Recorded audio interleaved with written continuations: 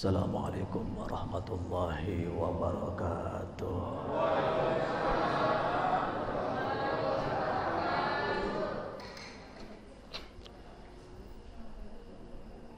Yang di belakang kedengaran Bu ya? Dengeran ya? Yang di depan suaranya jelas Pak ya? Jelas Pak ya? Jelas? Bu, dengeran ya? Jelas suara saya Bu? Bu, kedengeran? Oi, kedengeran gak ini? Bu, Bu, Bu,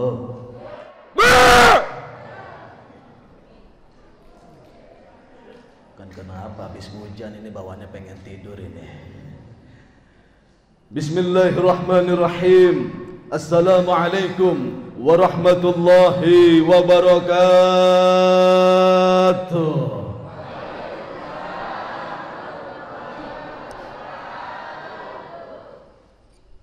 Udah siap?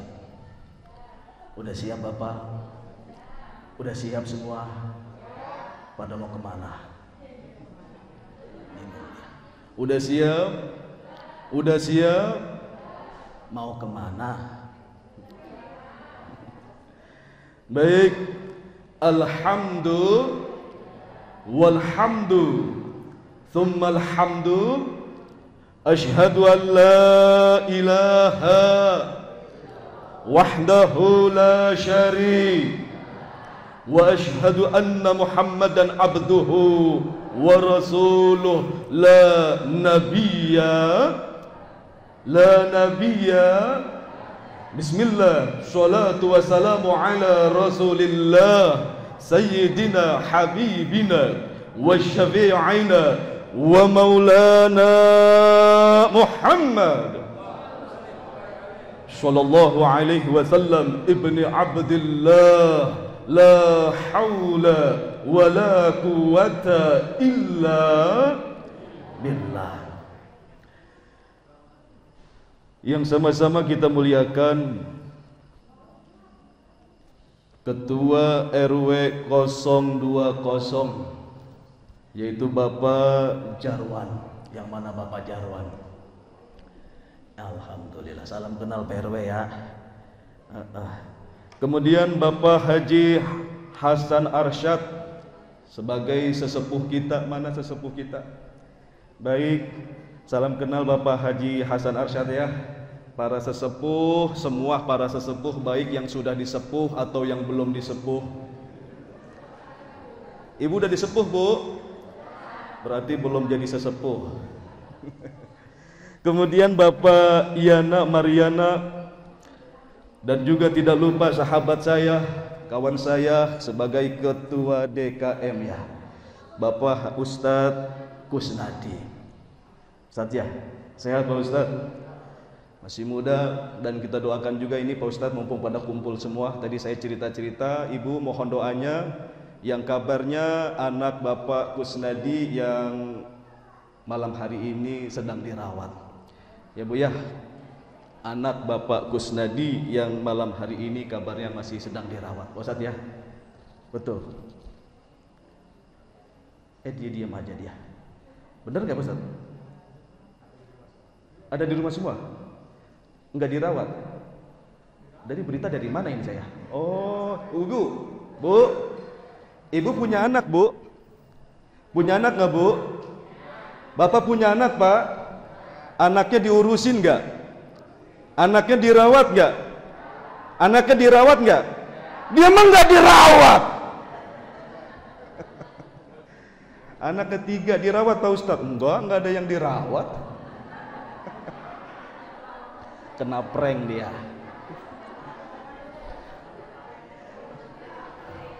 Jadi anak itu amanah, anak itu titipan. Yang namanya amanah, yang namanya titipan itu harus diurus, harus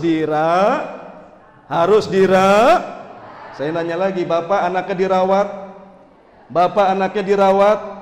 Ibu anaknya dirawat? Anaknya dirawat? Di rumah sakit mana, Bu? Diurus. Rumah sakit mana? Buah Hati, Sari Asih, atau Rumah Sakit Permata? Oh, di rumah. Itu mah diurus berarti, Bu ya. Biarin dia, kagak nyambung dah dia. Baik, yang saya sebut, yang tidak saya sebut, yang tadi ditulis, yang tidak ditulis, remaja yang saya banggakan, bapak-bapak, ibu-ibu, kaum muslimin, muslimat, yang mudah-mudahan kita semua dirahmati dan diberkahi Allah Subhanahu wa ta'ala.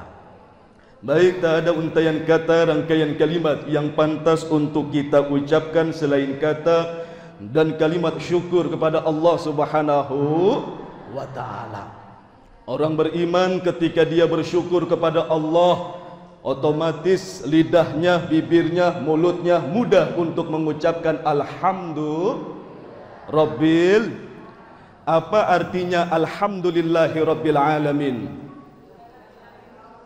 Segala puji bagi Allah, Tuhan semesta alam. Sebab mengapa? Sebab segala sesuatu yang ada di kehidupan ini semuanya milik Allah.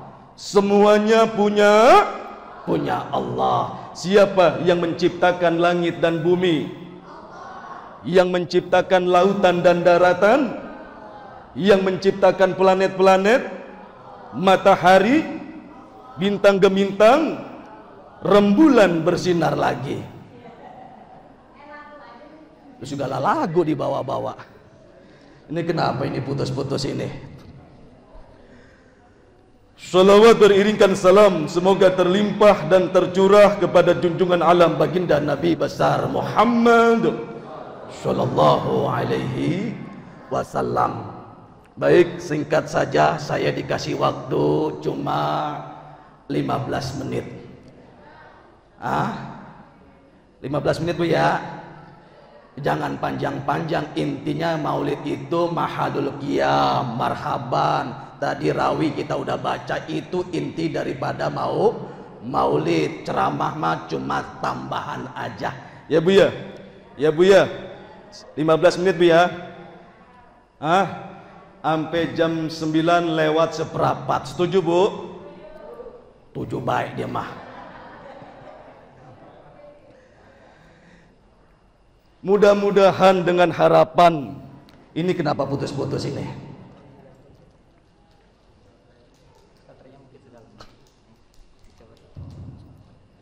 Cek satu-satu ya. Ini benar dari tadi, Be. Bu.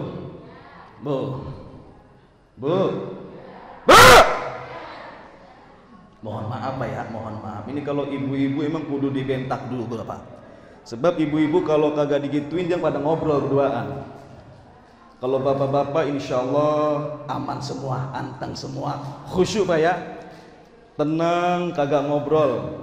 Cuman kadang-kadang saya salah tafsir juga, bapak-bapak khusyuk duduk tidur, dia kagak dengerin ceramah, nggak ada suaranya. Baik, dengan harapan saya hadir, ibu-ibu hadir, bapak-bapak hadir, kita yang kumpul malam hari ini, saya yakin kita semua adalah para pencinta Nabi. Benar? Benar Bu? Kita semua adalah para pencinta Rasul. Mudah-mudahan kita yang katanya cinta kepada Nabi, cinta kita dibalas sama Nabi. Amin.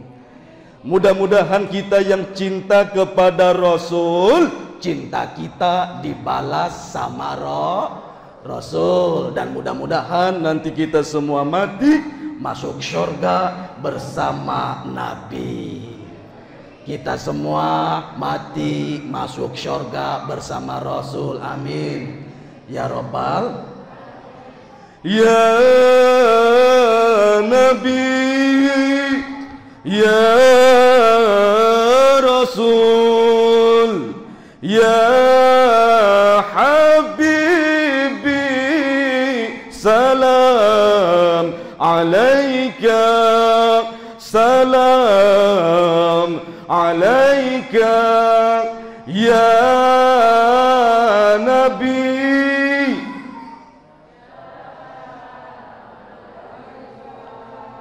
Ya Habibi,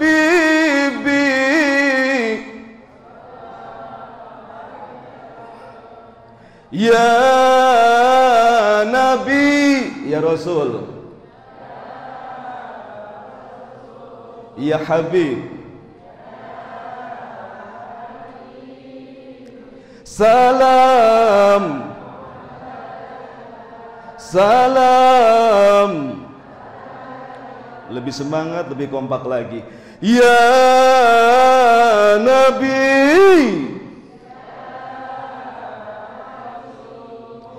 Ya Habibi,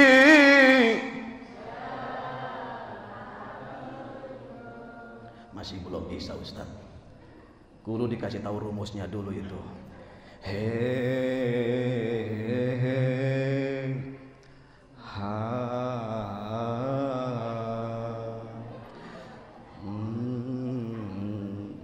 Ya makan begitu dari situ Pak. Daripada dibikin lagu yang kagak bener, mendingan kita Sholawatan. Baik. Ini bingung nih 15 menit ini. Udah selesai ini mah. Inti daripada peringatan Maulid Nabi malam hari ini adalah CINTA. Apa Pak? Ya Allah, mak-mak ngomong cinta. Inti daripada peringatan Maulid adalah RINDU. RINDU apa? Rindu, cinta, rindu. Cinta sama siapa? Sama Rasul. Rindu sama siapa? Sama Nabi. Kenapa? Karena Rasul yang kita cintai, Rasulullah sangat cinta kepada kita yang katanya rindu sama Rasul, Rasul senantiasa rindu kepada kita. Kita belum ada Rasul senantiasa nanyain kita, Bu. Bener. Oh, ketika Rasulullah mau menghembuskan napas terakhirnya, ketika Rasulullah sakaratul maut, mau mengakhiri kehidupannya di dunia ini, kata-kata yang terucap di bibir baginda Rasul yang mulia, ummati, ummati, ummati. Apa artinya? Umatku, umatku, umatku. Rasul mau meninggal nanyain kita umatku, umatku. Bahkan bukan sampai situ aja. Sebuah riwayat menceritakan bahwasanya nanti terjadi kiamat. Apa Pak? Kiamat ini mohon maaf saya memang harus ngobrol-ngobrol Pak ya, supaya jangan pada ngobrol. Nanti terjadi kiamat. Ibu tahu kiamat? Berani kalau ada kiamat?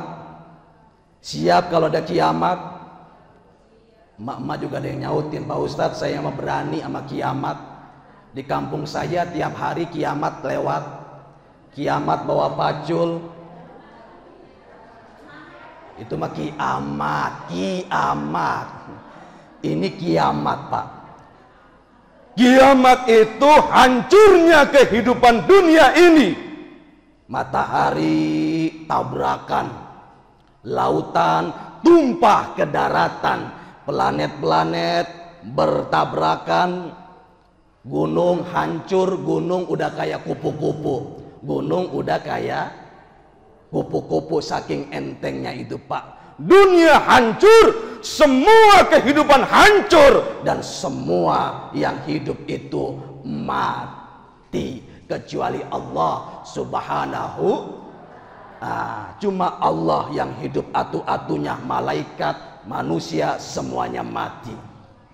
Singkat cerita, baru saja terjadi kiamat, Allah Subhanahu wa ta'ala langsung menghidupkan kembali Jibril dan Mikail, dan juga langsung menghidupkan kendaraan yang paling istimewa dari surga, yaitu kendaraan apa Bu yang paling istimewa di surga? Buruk. Jibril, Mikail dipanggil oleh Allah Subhanahu wa ta'ala, langsung menghadap kepada Allah. Ada apa ya Allah? Jibril, Mikail, jemput kekasihku, jemput Muhammad, kuburannya yang masih ada di bumi. Baru terjadi kiamat, Jibril, Mikail mendapatkan tugas untuk menjemput baginda Nabi besar Muhammad Sallallahu alaihi wasallam. Malaikat ya taat, siap ya Allah, siap laksanakan. Baru ngomong siap laksanakan, yang namanya dapat tugas berdua belum sampai bumi, ini Jibril bahasa kitanya mau ngobrol sama Mikail. Mikail, ini kan kita dapat tugas dari Allah untuk jemput Nabi, kuburan Nabi, kita suruh nyari kuburan Nabi. Dunia, bumi kan udah pada ancur-ancuran, kita nyari kuburan nabinya kemana? Kuburannya di Madinah, Madinah udah hancur-ancuran, kira-kira nyarinya kemana kuburannya? Kata Mikail, itu mah nanti beda, ntar kita nanya sama orang-orang blok A. Blok AA ya. Ya, orang blok AA udah pada paeh semua. Orang Pamulang, Tangsel udah mati semua, nggak ada tempat untuk bertanya ya Jibril. Lalu Mikail, kita bagaimana? Nyarinya kemana? Ya udah be, ntar sambil jalan kita hidupin Google Map. Ntar juga ketemu. Teknologi udah nggak berlaku, udah nggak bisa. Lalu apa teknologi yang dipakai oleh Jibril, Mikail untuk menemukan kuburan Nabi? Kalau gitu Jibril dan Mikail, kita minta petunjuk langsung dari Allah Subhanahu wa ta'ala. Kita sujud, kita minta petunjuk Allah Subhanahu wa ta'ala. Singkat cerita, langsung ketemulah kuburan Nabi. Di cerita itu kuburan Nabi terlihat mengeluarkan asap. Mengeluarkan apa, Bu? Tahu asap? Bagaimana asap? Nih, biarin dah. Ngeluarin asap. Ini nih kuburan Nabi. Langsung Jibril bangunin Nabi. Muhammad bangun. Muhammad bangun. Akhirnya Nabi kita bangun. Seperti orang yang bangun dari tidur. Orang bangun tidur bagaimana, Bu? Orang baru bangun tidur, Pak, bagaimana, Pak? Biasanya Bapak kalau baru bangun tidur nih,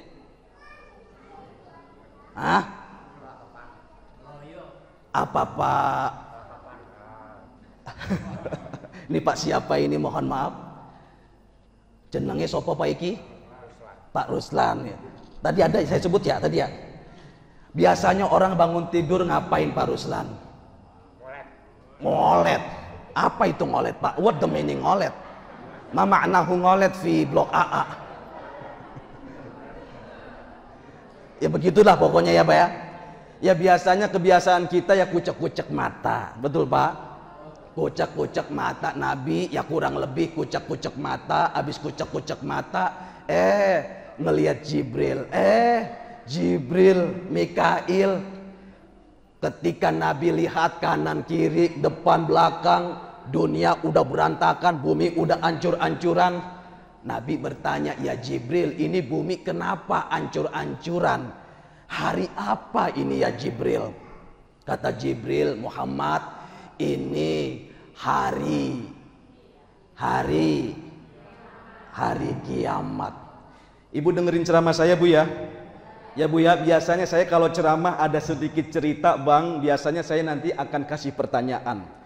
Di balik isi ceramah saya akan kasih pertanyaan. Barang siapa yang bisa jawab pertanyaan saya akan kasih hadiah.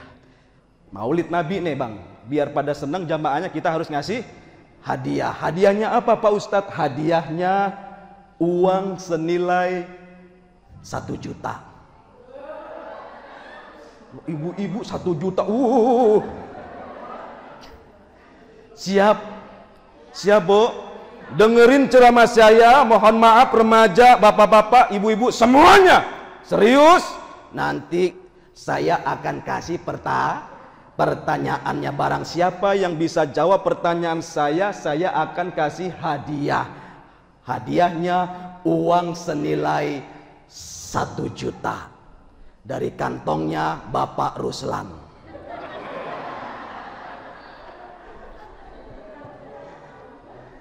Bawa Pak Haji, bawa 1 juta. Bawa enggak? Biar jamaah resep ibu-ibu ini. Tidak bawa. Naon cenah? Bawa enggak bawa? Dari Bang Kusnadi berarti. Ya kudu tanggung jawab. Saya nanya jamaah, kira-kira kalau pengajian maulid pulangnya dapat Uang 1 juta, kira-kira jamaahnya datang banyak apa sedikit? Tuh banyak Pak Ustadz. pulang ngaji maulid jamaahnya dapat uang 1 juta, 1 juta. Yang datang banyak apa sedikit? Datang semua apa enggak? Datang semua, banyak. Cuma sayang Bapak Ruslan, Bapak Kusnadi pulang duluan. Kagak jadi dah ya, prank lagi baik kata dia dah. Pulang maulid Bu, kita dapat lebih-lebih daripada 1 juta. Harapan kita adalah syafaat dari baginda Rasulullah Shallallahu Alaihi Wasallam. Lanjut, sampai mana tadi Bu?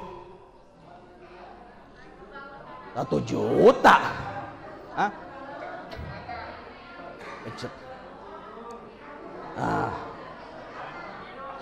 Bangun tidur.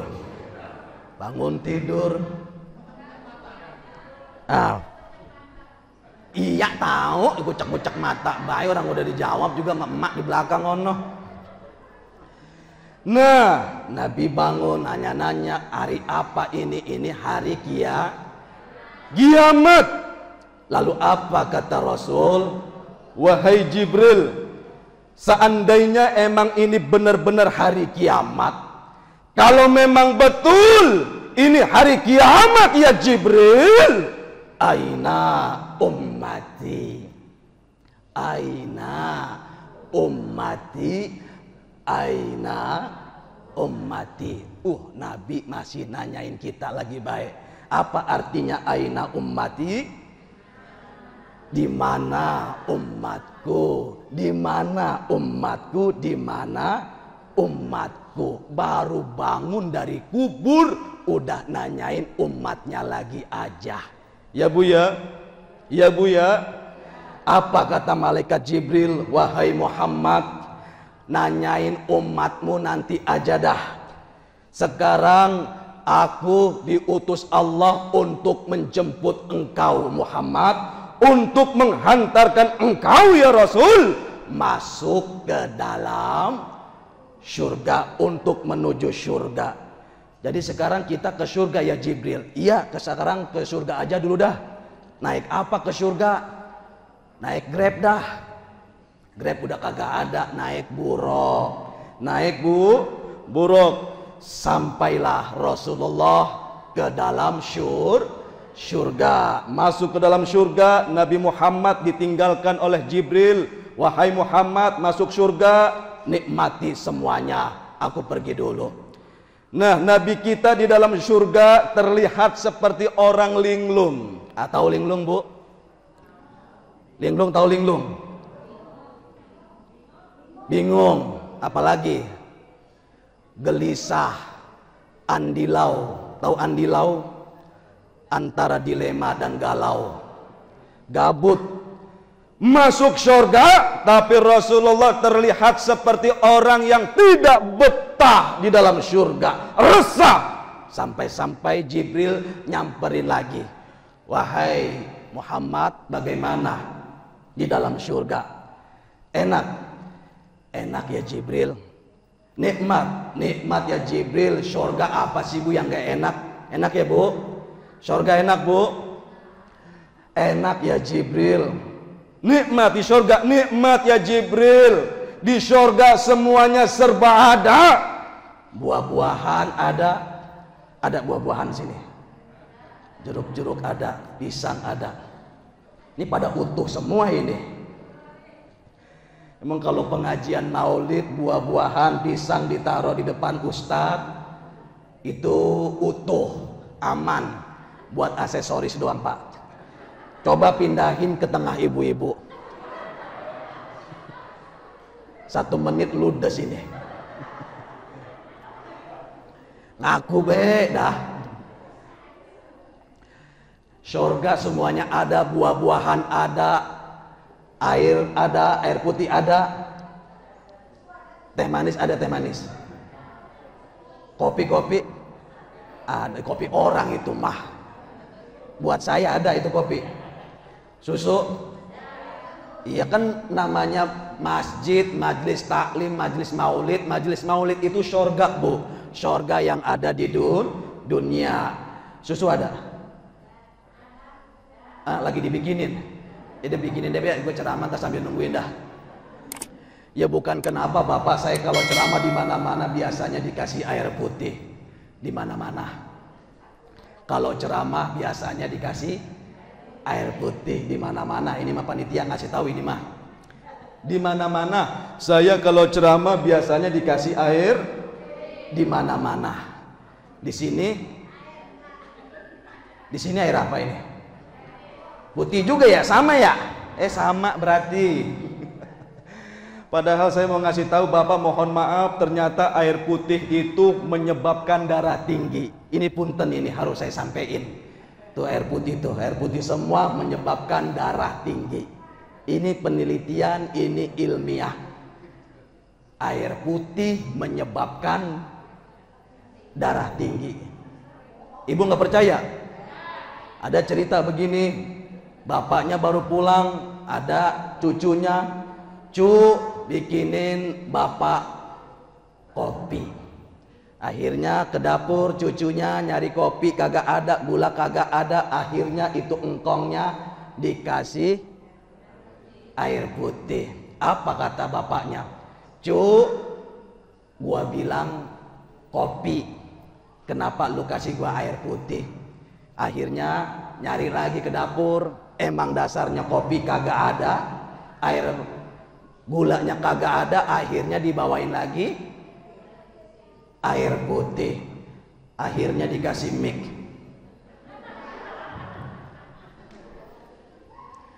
Dikasih lagi air putih. Apa kata bapaknya? Gua bilang kopi. Kenapa dikasih air putih?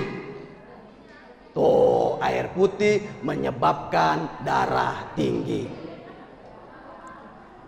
Ini pernah kejadian Pak ya di rumah-rumah kita ya Pak ya. Lah, gua mesen kopi dikasihnya air putih. Paham Bu? Bapak paham? Yang udah paham boleh pulang duluan. Baik, tadi sampai mana? Tuh kan lembangan air putih lagi. Tadi ceritanya sampai mana?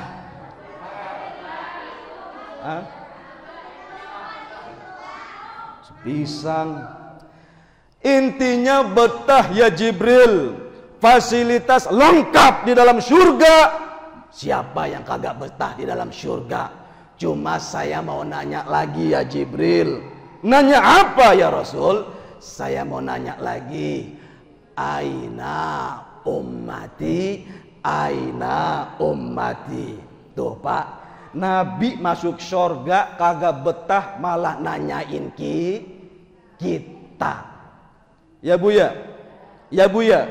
Sehingga riwayat ini nyambung lagi bahwasanya nanti Rasulullah akan masuk ke dalam neraka. Nah loh, ada riwayat Rasulullah masuk ke dalam. Bu, Nabi masuk neraka nggak Bu? Lah kalau Nabi masuk neraka ngapain kita ngikutin Nabi? Oh ternyata Rasul masuk ke dalam neraka. Umatmu banyak yang pada masuk ke dalam neraka. Akhirnya ya Jibril, kalau umatku banyak di dalam neraka, izinkan aku minta izin kepada Allah Subhanahu wa taala untuk masuk ke dalam neraka dan menjemput umatku, memberikan syafaat kepada umatku yang cinta kepadaku. Tuh, ini intinya maulid adalah kita berharap syafaat dari baginda Rasulullah sallallahu alaihi. Ma ma'nahu syafaat? Apa artinya syafaat? Syafaat itu pembelaan hukum. Pembelaan hukum yang seharusnya kita dihukum masuk ke dalam neraka dengan syafaat. Kalau kita mendapatkan syafaat dari Rasulullah, minimal dikurangi, minimal dapat pembelaan dari Rasulullah Shallallahu Alaihi Wasallam. Mudah-mudahan kita semua mendapatkan syafaat dari baginda Rasulullah Shallallahu Alaihi Wasallam. Udah segitu aja Pak Ustadz ya. Udah setengah jam ini. Udah belum ini?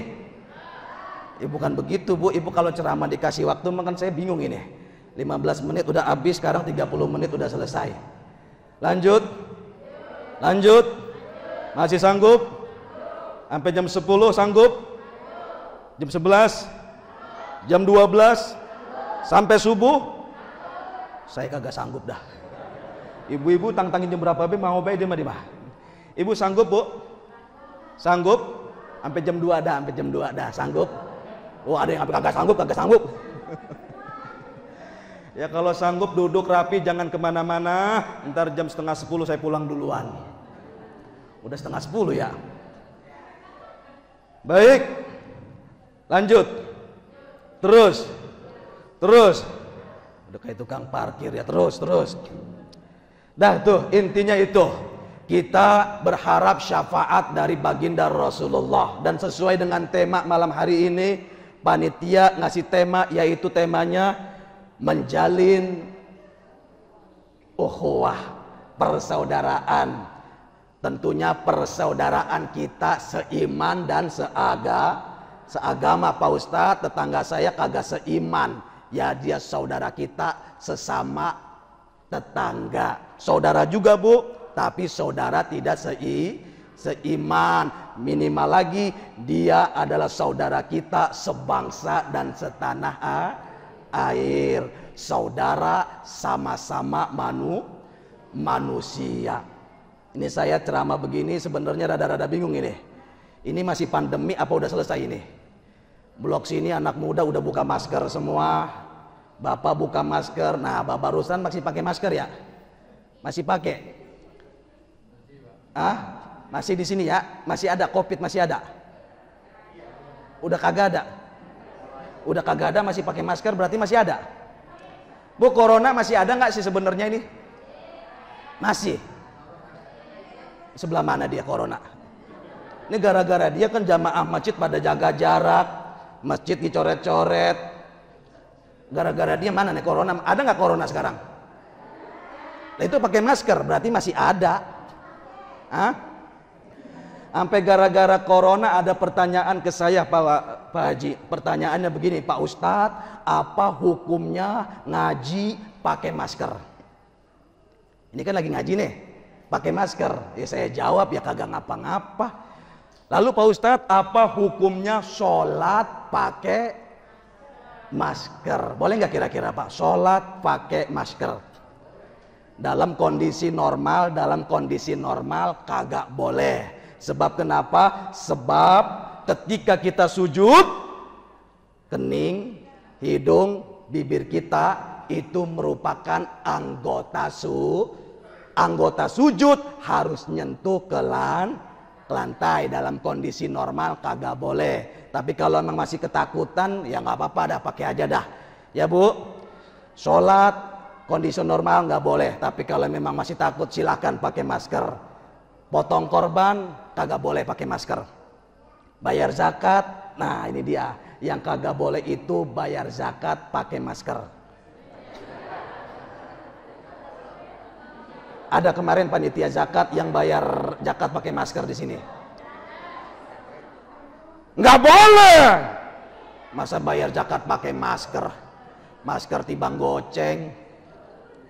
Bapak-bapak masih ada yang belum paham.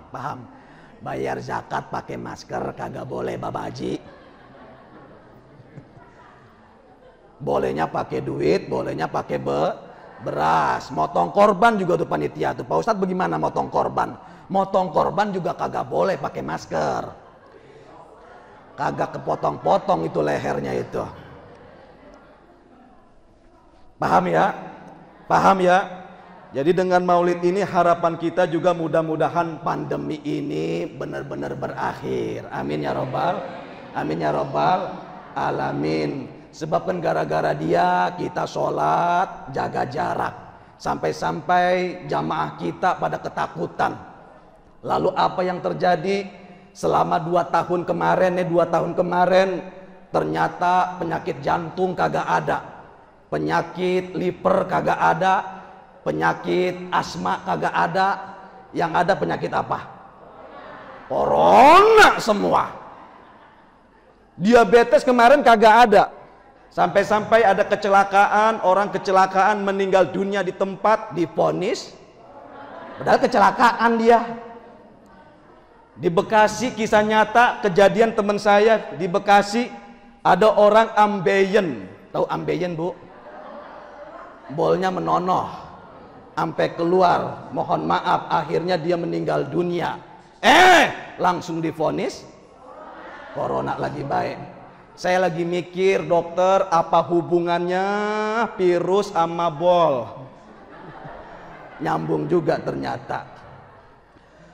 Lalu solusinya apa supaya kita jauh dari pandemi ini? Nah, ini ternyata corona ini nggak jauh, Bu, dari permainan media juga. Zaman dulu pernah kejadian, cuma karena nggak ada TV, nggak ada media sosial, ya biasa-biasa aja. Sekarang jadi heboh gara-gara ada TV. Jadi caranya bagaimana? Itu berita-berita stop, Bu. Berita-berita tentang corona stop, ada kematian. Ini maka diumumin. Kematiannya segini, kematiannya segini. Ya. Mak ciri-cirinya corona adalah batuk pilek. Ya, gua kena dah. Gua batuk pilek. Ya, gua kena dah. Ada yang kena di sini? Banyak. Gue pulang takut ketularan ini. Ujian ya, Bu. Ujian musibah tujuannya supaya kita dekat kepada Allah. Jaga jarak menghadapi musibah boleh. Jaga jarak menghadapi musibah, jaga jarak sama orang boleh.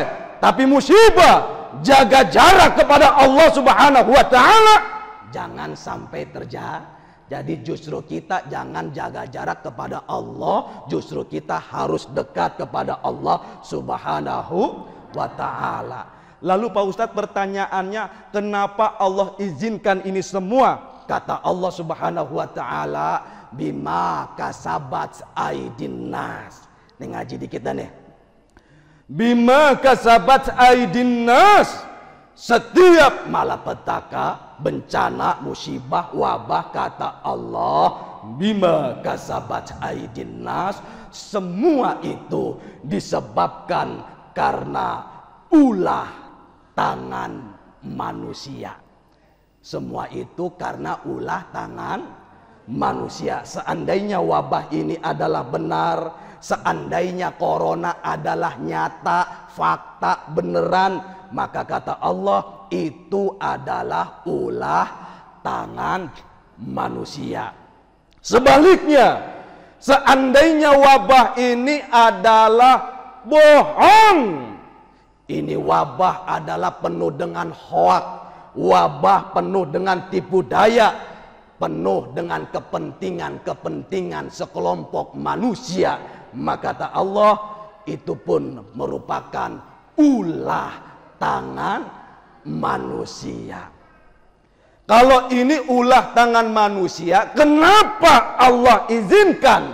Allah sambung lagi, liyudhiqahum ba'dalladzi amilu, supaya manusia dapat merasakan sebagian daripada perbuatan-perbuatannya.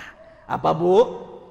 Supaya manusia dapat merasakan sebagian daripada perbuatannya. Jadi yang kena, yang berbuat kena, kita yang kagak berbuat kita kena dampaknya. Supaya manusia dapat merasakan perbuatan-perbuatannya sekaligus teguran.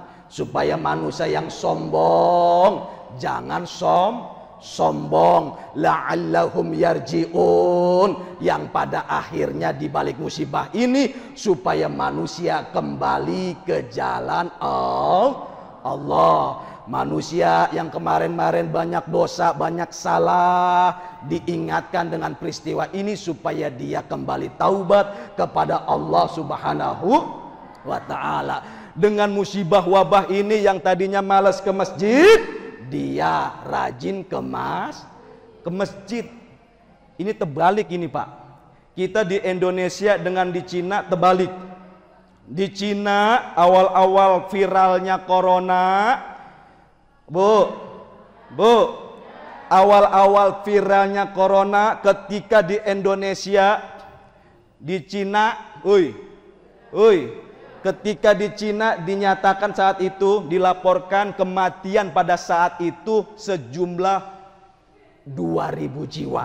Ini lagi sedang-sedangnya 2.000 jiwa. Kita lihat videonya, orang lagi berdiri tiba-tiba mati, ada yang naik motor mati. Nah itu lagi viral-viralnya tuh laporan 2.000 jiwa pada saat itu. Dan ketika 2.000 jiwa mati di Cina, ternyata 2 juta penduduk Cina masuk ke dalam Islam. Tuh hikmahnya tuh. Kok seperti itu? Ternyata mereka tambah yakin satu-satunya Tuhan yang bisa menolong mereka adalah Allah Subhanahu wa ta'ala. Sampai-sampai mereka ngantri untuk disyahadatkan. Lalu ketika sholat Jumat terjadi, mereka berbondong-bondong memenuhi masjid kagak muat, sholat sampai keluar-luar. Mereka kagak bisa wudhu, tetap aja mereka pada berebutan untuk sholat sampai di jalan raya. Ada yang masih pakai celana pendek, ikut semuanya untuk sholat. Masjid penuh sampai keluar-luar. Mereka yakin bahwasanya Allah Subhanahu wa ta'ala Tuhan yang disembah oleh umat Islam yang akan menolong mereka. Di Cina, kita di Indonesia, umat Islam mayoritas, imannya kuat-kuat, ibadahnya kuat, justru kita berbondong-bondong untuk tinggalkan masjid gara-gara takut corona. Ibu takut corona, Bu?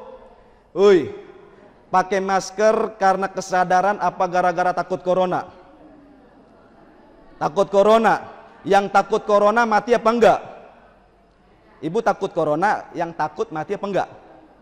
Yang takut mati, yang berani pakai masker, kagak pakai masker, yang divaksin, kagak divaksin, yang bininya 1, yang bininya 4, mendingan bininya 4. Semuanya mati. Ini cuman ikhtiar kecil kita. Pakai masker itu ikhtiar kecil kita. Kecil Bu, bagian kecil daripada ikhtiar. Ikhtiar yang sesungguhnya adalah kita betul-betul memohon ampun kepada Allah Subhanahu wa ta'ala. Nah, kan enak banget kita disuruh 3M. Jangan lupa 3M ya. Jangan lupa 3M ya. Memakai masker, menjaga jarak, mencuci tangan. Kita disuruh 3M. Lempengan dia 17M. Itu bansos. Kita disuruh 3M Pak, lempengan dia 17M. Bener Pak? Ya Allah, udah gitu antri bantuan sumbangan, bantuan sosial dipotong lagi 10.000. Ngerasain Bu? Kagak. Saya kebagian berarti ya. Bener ini. Makanya ini nggak bakalan selesai kalau cuma sekedar jaga jarak. Nggak selesai. Harusnya apa? Pemimpin nasional harus sampaikan ke rakyat. Kita sebagai rakyat Indonesia harus betul-betul mendekatkan diri kepada Allah Subhanahu wa ta'ala. Itu minta tolong kepada Allah Subhanahu wa ta'ala. Makmurkan masjid. Jangan curigai mas.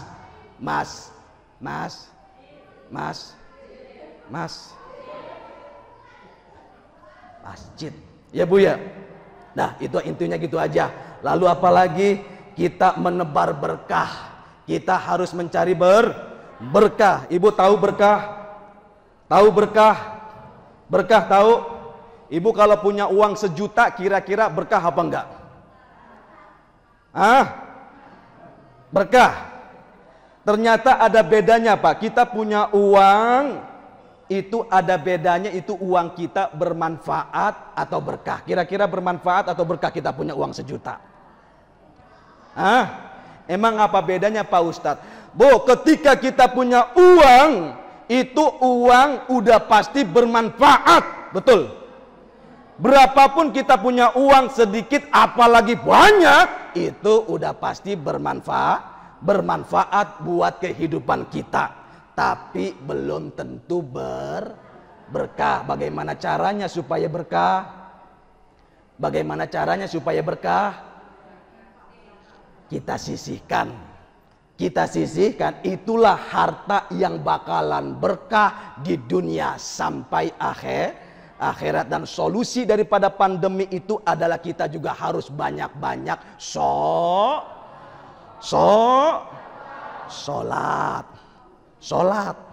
Ya Bu. Jadi kita harus banyak-banyak sholawat. Kan lagi Maulid Nabi.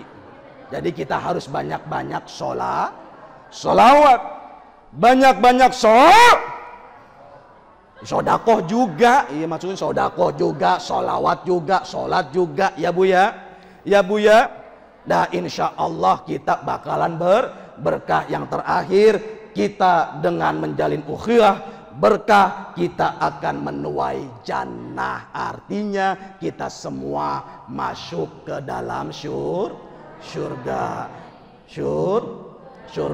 Bagaimana caranya kita masuk ke dalam surga? Maka kita harus punya kunci surga. Ibu mau masuk surga? Punya kuncinya. Sebelah mana? Udah diduplikat kunci surga. Harus punya kunci surga. Apa kunci surga itu? Kunci surga itu diajarkan oleh Rasulullah, yaitu kita harus tanamkan kepada diri kita untuk memperbanyak ucapan la ilaha illallah. Itu kunci surga. La ilaha illallah, la ilaha, la ilaha, la ilaha illallah, la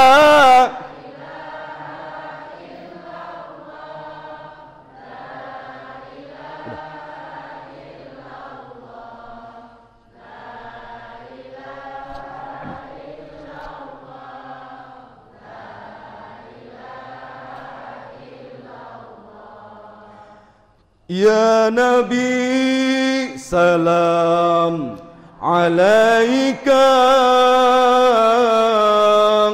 Ya Rasul salam, Ya Habib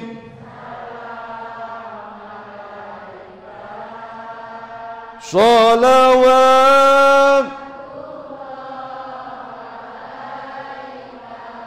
Sekali lagi, Ya Nabi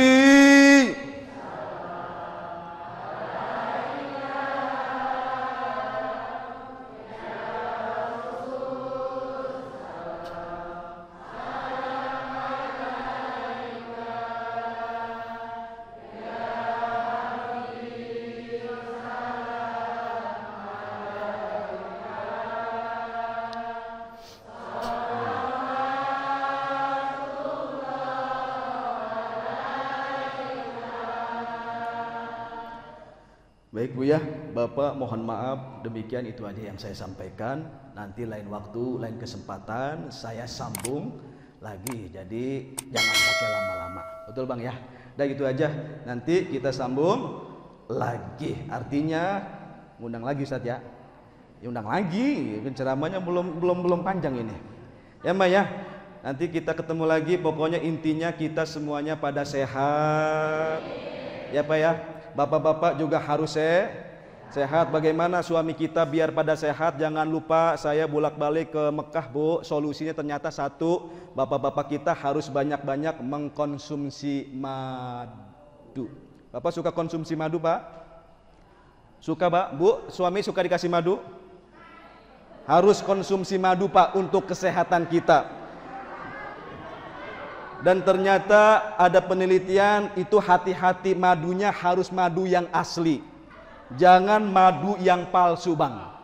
Ini madu palsu banyak banget itu di razia itu. Nah kita harus konsumsi madu yang asli supaya bapak-bapak sehat. Lalu bapak bedanya Pak Ustadz, bedanya madu asli dengan madu palsu. Nah ini saya kasih tips ya, biar kagak ketipu. Ibu tahu apa bedanya madu asli dengan madu palsu? Kalau yang palsu itu dituang ke sendok, ditaruh ke lantai, kalau seandainya disemutin, itu berarti itu palsu. Jangan dibeli madu yang seperti itu. Kalau yang asli, nah yang asli lebih gampang lagi Pak. Kita bawa madu dari luar, kita bawa ke rumah. Unjukin ke istri kita Pak. Kalau seandainya istri kita marah-marah, itu madu yang asli. Ya, kita harus konsumsi madu yang Setuju bapak-bapak? Setuju bapak-bapak? Ibu setuju? Kata ibu-ibu ntar pulang ustadznya gue jegat nih. Baik, demikian dan terima kasih. Wassalamualaikum warahmatullahi wabarakatuh.